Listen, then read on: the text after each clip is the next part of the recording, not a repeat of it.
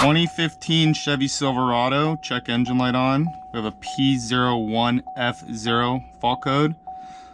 That code occurs basically when you have the engine doesn't reach operating temperature within a specific amount of time. The engine control module knows it basically has a timer in it. It'll set the check engine light if it sees that it's not reaching a specified temperature. So today we're going to replace the thermostats.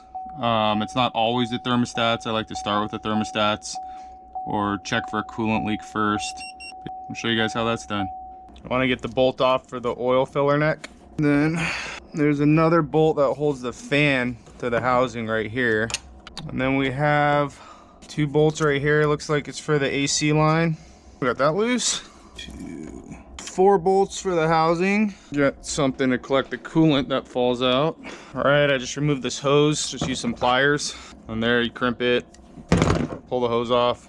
4 housing bolts. So the housing bolts are gonna be 13mm sockets. Of course, there's gotta be a hose clamp in the way. They do this stuff on purpose. I like to use these swivel sockets. They work really good. You can get them in at different angles. Sometimes they're a little stuck in there. Don't want to come out. Once you get it cracked loose, it'll start draining. That's it. You guys will see here that there's 2 thermostats and they're different lengths. So you have, these are the new ones. You have a shorter one and a longer one. The shorter one goes towards the back of the housing. And then you'll see the longer one and go towards the front. You're gonna want to clean this up really good.